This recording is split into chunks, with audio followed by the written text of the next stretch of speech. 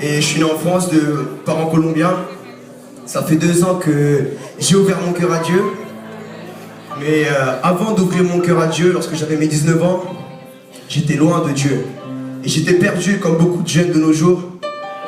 J'étais perdu dans la délinquance. Vraiment, je suis tombé vraiment bas. Je suis tombé dans... J'ai vendu de la drogue, j'ai consommé de la cocaïne, du shit, de la beuh, beaucoup de choses.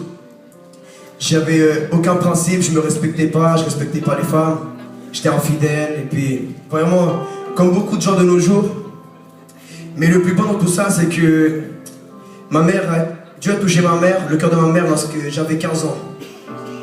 Alors que passé par des moments difficiles, il y a une sœur chrétienne qui un jour leur parlait de l'amour de Dieu à travers de la personne de Jésus. Et ça l'a brisé vraiment, ça l'a touché son cœur et Dieu a commencé à la guérir. Après cela, en fait, moi j'étais vraiment un peu profond, j'avais 15 ans et je lui faisais mal à la tête à ma mère. Elle partait les dimanches matin à l'église et moi j'arrivais de soirée avec les yeux rouges, avec vraiment je voulais rien savoir, je voulais que dormir. Et ma mère elle partait triste, je m'imagine.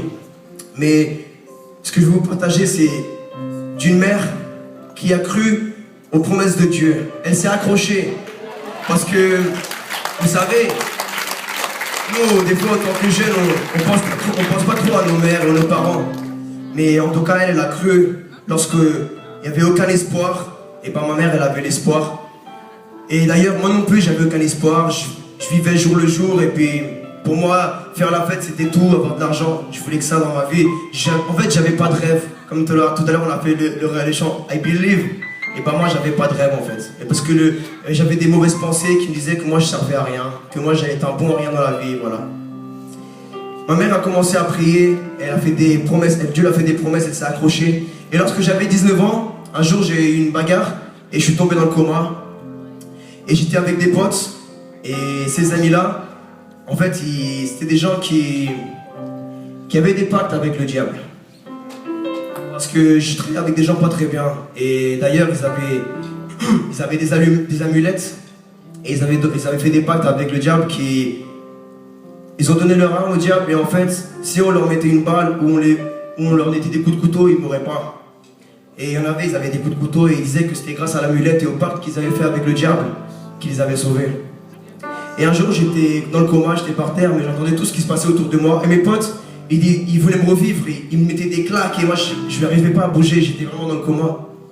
Et il y en a un qui a commencé à mettre sa main sur moi et il a commencé à parler dans des langues bizarres. Et en fait, il m'a fait du vaudou. Et quand il a commencé à parler en ces langues bizarres, j'ai commencé à me manifester, j'ai commencé à bouger, à faire une crise. Et j'ai commencé à avaler ma langue et à rajouter plein de baveux, plein de baves, comme si je faisais une crise d'épilepsie.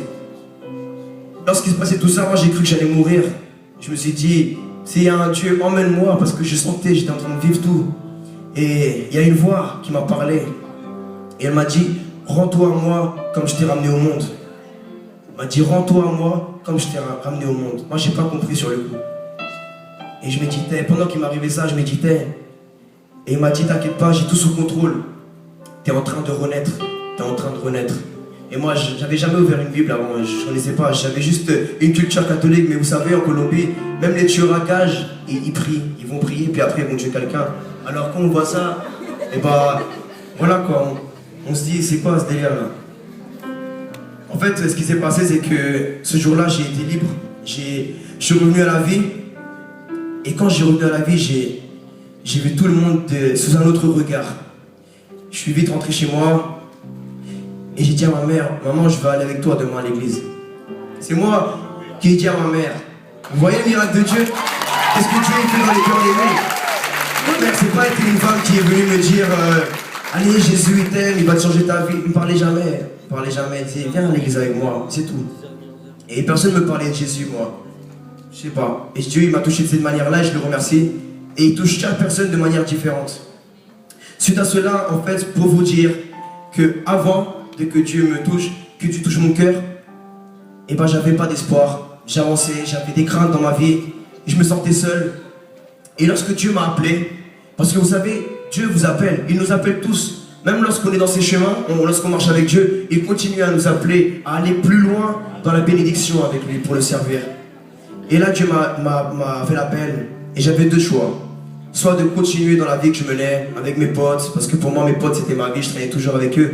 D'ailleurs, je suis le grand frère d'une famille de 5 enfants, de 5 frères et sœurs. Et lorsque je me suis mis à traîner dans la rue, j'ai délaissé ma famille. J'ai délaissé ma mère, mes frères, mes sœurs. Et j'étais le grand, j'étais soi-disant l'exemple de la famille.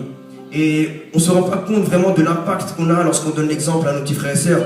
Parce qu'il n'y a pas besoin de prêcher et de parler pour toucher, impacter la vie des gens. Juste les petits frères, quand ils vous regardent, ils veulent faire comme vous. Ou les petites sœurs, ils veulent faire comme vous. Alors c'est important qu'on fasse attention. Quel exemple on est en train de donner à nos petits frères et sœurs? Parce que vous savez, de nos jours, la France ou le monde entier a un manque d'identité. Et tout le monde veut être comme quelqu'un. Les jeunes, ils veulent être comme les rappeurs, les artistes, les gens à la télé, les grands frères, les grands des quartiers. Les filles, elles veulent être comme les grandes sœurs. Mais si nous, on n'est pas des bons exemples, c'est quoi l'avenir de la France? Alors nous, autant qu'enfants de Dieu, parce que je vais vous dire, lorsque j'ai fait le choix de suivre Dieu, je ne me suis mis dans aucune religion. J'étais dans une religion catholique, mais je suis sorti de la religion et je suis rentré dans un royaume. Parce que je servais les diables, vous savez, et maintenant je sers Jésus-Christ. Et je suis fier de servir Jésus-Christ. Avant, j'avais pas honte d'aller braquer quelqu'un sans pitié, j'avais pas honte de vendre de la drogue, de abîmer des vies, des familles. Maintenant, j'ai pas honte de témoigner qu'il y a un Seigneur qui nous aime. Il y a Jésus-Christ qui est venu, il a payé le prix pour nous. Alléluia. J'avais deux choix. Et j'ai décidé de suivre le Seigneur. J'avais une copine quand je suis arrivé au chemin de Seigneur. Ça faisait quelques mois qu'on était ensemble. Et vraiment, le Seigneur m'a pris et m'a dit, éloigne-toi de tout ce milieu, parce que j'étais faible. Si j'aurais continué à traîner avec mes potes, je serais même pas ici en train de vous témoigner de sa gloire. Je me suis éloigné de tout ça, des potes. Ça a été dur. Je me suis éloigné de la rue, de tout, des soirées, des potes de nuit, de tout. Et je me suis retrouvé moi-même. J'ai commencé à connaître Dieu. Parce que vous savez, nous, on croit en Dieu, mais on ne le connaît pas. On ne connaît pas Dieu. Et il faut justement qu'on apprenne à le connaître. Et c'est ça que j'ai fait. Là, ça fait 2 ans. Et ça fait 2 ans que maintenant, Dieu m'a donné de l'espoir. Maintenant, avant, j'avais besoin, je fumais tous les jours. Et je réfléchissais, je regardais le ciel. Parce qu'on a tous un vide dans nos cœurs. Aujourd'hui, j'ai pas besoin de fumer pour me sentir heureux. Juste, j'ai envie de dire, loué soit ton nom, Seigneur. Et c'est bon, j'ai le sourire aux lèvres maintenant. Parce que, vous savez, Dieu, la paix que Jésus dit dans sa parole. Je suis le chemin, la vérité et la vie. Personne ne vient au Père sans passer par moi. Vous savez, c'est pas une religion qui va te sauver. Et d'ailleurs, Dieu n'est pas une religion. Amen. Il faut avoir une relation avec le Père, avec le Dieu Tout-Puissant, parce qu'il y a un seul Dieu, attention. Il n'y a pas 3 dieux. Il y a un seul Dieu, manifesté à travers la personne de Jésus-Christ et du Saint-Esprit. Et il faut apprendre à connaître et avoir une relation intime. Parce que lorsqu'on va arriver devant le Seigneur en haut, on va lui dire, ouais, moi j'étais chrétien, j'étais évangélique, j'étais juif, protestant, musulman. Il va dire, c'est bien. Mais est-ce que tu as cru en mon Fils? Car celui qui ne reçoit pas le Fils ne reçoit pas le Père. C'est le Seigneur. La Bible dit qu'il n'y a pas un autre nom donné aux hommes sous lequel nous pouvons être sauvés. Il n'y a que le nom de Jésus-Christ. C'est le seul qui est mort et qui est ressuscité. Et c'est son nom que j'exalte ce soir. Parce que moi, vraiment, c'est le seul qui a rempli mon cœur. Franchement, le seul qui peut toucher le cœur des personnes, c'est Dieu, c'est Jésus, c'est l'amour. L'amour, c'est le plus important. Et on ne combat pas le mal par le mal, on combat le mal par le bien, par l'amour. Et ça, c'est le plus beau de tout ça. Aujourd'hui, je veux vous dire que je suis heureux, je passe plus de temps avec ma famille. Voilà, et je veux vous dire aussi que on essaye chaque jour, comme disait l'apôtre Paul dans la Bible. Soyez imitateurs de moi comme moi je le suis de Jésus-Christ. Et nous tous, nous devons arriver à dire ça à nos petits frères. Mon petit frère, sois imitateur de moi comme moi je suis de Jésus. Petite sœur, sois imite-moi comme moi j'imite Jésus.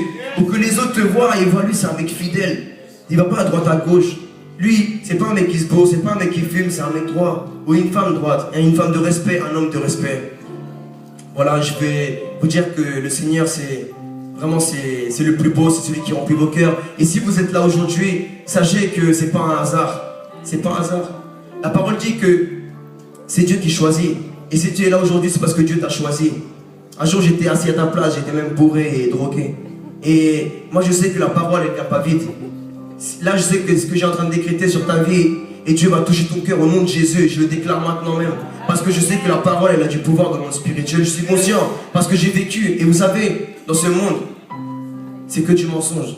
Il y a un monde invisible qui existe. Même si on ne veut pas le croire, dis-moi celui qui ne veut pas croire en la mort, est-ce qu'il peut éviter la mort? Il ne peut pas. C'est des règles, c'est comme ça. Il y a une porte, c'est la mort à passer. Et si tu n'as pas Jésus, qui c'est la vie, et ben tu iras loin de Dieu pour l'éternité. Parce qu'aujourd'hui, Dieu t'appelle à te réconcilier avec lui. Moi, je ne vous connais pas ici.